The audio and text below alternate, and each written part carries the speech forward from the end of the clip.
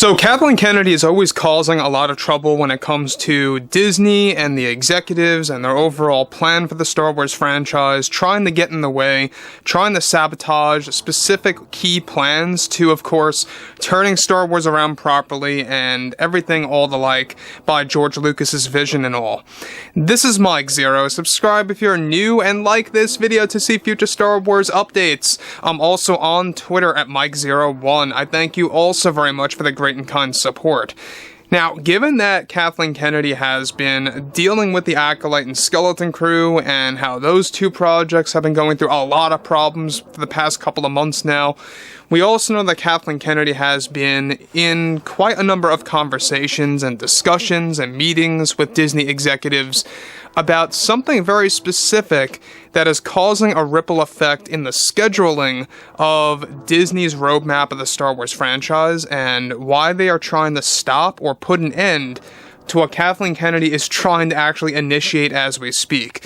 So let's get down to all the specifics, what's really going on, and how it does indeed involve a specific Star Wars movie at hand. Now, we know that Kathleen Kennedy has been working very close with creators out there like Leslie Headland, the writer of The Acolyte, and John Watts, the showrunner of Skeleton Crew, but it doesn't end there. Because we all know that by contract, Kathleen Kennedy has only control over those two projects. Even, of course, now that John and Dave are taking over key aspects of those shows, she's still in control of the majority.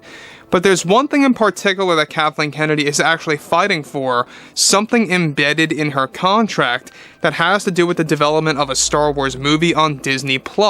Let's dive right into the specifics and why Disney executives really don't want any of this to happen and are fighting and trying to convince Kathleen Kennedy to not pursue this.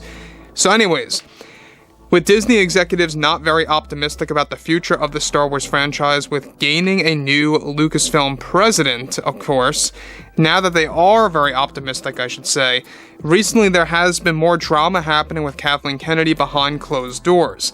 As of now, Disney executives are being pressed by Kathleen Kennedy to reinstate a third show of hers to be the last and final project of hers to put on Disney+.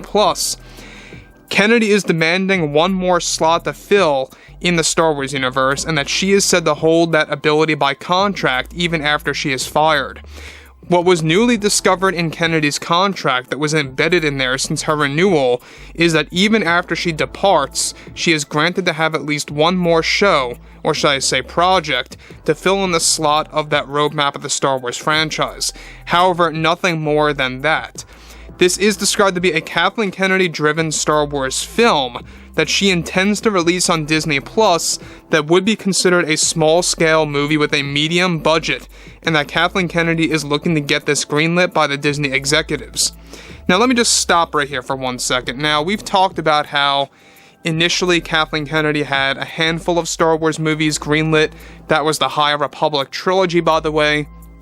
That got completely thrown in the trash and is not happening. But what is in the contract, and this has been in there for quite a while, by the way, guys, now, is this contract that actually involves Kathleen Kennedy having a small-scale, medium-budget Star Wars movie to release on Disney+. It's been in there for quite a while now, remaining untouched and unnoticed by Disney executives. How they did not notice this for the longest time is beyond me, and beyond crazy in my opinion. How could you miss something like that? So basically now that Kathleen Kennedy discovered that she holds that ability to pursue and to greenlight a Star Wars film on Disney+, she's actually chasing that opportunity before she's let go, before she's fired, because by contract, they would have to make it even after she's fired. If that makes any sense, I have no idea. But looking at the stats here, given that Disney is trying to outperform the negative and really chasing positive numbers when it comes to ratings, future box office numbers with theatrical movie releases and stuff around those lines, this would single-handedly really kind of break apart their scheduling. And this is exactly why Disney executives are now trying to convince Kathleen Kennedy to stop pursuing this and to not even think about it. But she's causing a lot of trouble behind closed doors, and Disney is really trying to put a stop to all of this. So on to the next thing here is this. Alright, so at no surprise, Kennedy is also looking to have this movie hold some A-list actors that are open to obeying her vision of Star Wars. By contract, Kathleen Kennedy was only allowed to be given control over 2 Star Wars shows and 1 Star Wars movie to be released on Disney+. This Star Wars movie now, that Kennedy is said to have a solid idea for a film, is said to already be in discussion between herself and the Disney executives, and it's causing more drama behind the scenes, since the pitch by Kennedy is described to be a terrible idea and not convincing in the slightest, and that Disney executives are doing anything that they can to prevent this film from going in to production, or even going into further conversations on Disney Plus before or even after Kathleen Kennedy's firing or departure. Now, in Kennedy's contract, she held creative control over 1 more slot of a Disney Plus Star Wars project, specifically a movie serving as a one-off film. Since her renewal, Kennedy is now trying to take advantage of that before her departure, either by Disney's call or by herself. Now, here's the thing about this, is that we know that Disney is in a very delicate situation right now. This is the hard truth. Very delicate situation. They have to make the right calls. Either for better or worse, they have to do it now. And they have to act quickly.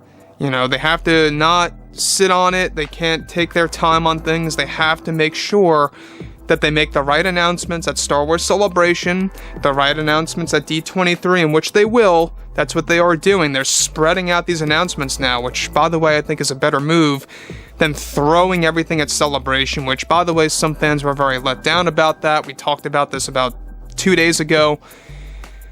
And so I think that, you know, at the end of the day, I don't see Kathleen Kennedy's movie getting greenlit. I can't really see it happening, you know, because, number one, let's just face it, a Star Wars film on Disney Plus that's small scale and medium budget is destined to fail. Especially if it's going to be a Kathleen Kennedy-driven project. I mean, let's be honest about that. Number two is that Disney executives would really have a tough time marketing such a thing like that. A Disney Plus Star Wars movie and making a movie that's medium budget, you know, theatrical length, you know, wise, that's not going to go by ticket sales, would perhaps not even do all that well, because then they're relying on Disney Plus subscriptions. They have to follow what's going on with those subscriptions and stuff around those lines following the release of, you know, some of the shows. So there's a lot of things going on here, and obviously Kathleen Kennedy's trying to take every advantage that she can in order to really kind of just keep her career alive, or her legacy alive, after her career over at Lucasfilm is over. She's very desperate about that, make no mistake. So anyways, I'm very much intrigued to hear what you guys have to say about this whole situation between the Disney executives, Kathleen Kennedy, her Star Wars movie, and whether or not it will get greenlit. I'm very intrigued to hear what you guys have to say about that. And if you all did enjoy the content for today, make sure to drop a thumbs up on this video to support the channel. I thank you all so very much for the kind support, and I'll catch you guys next time.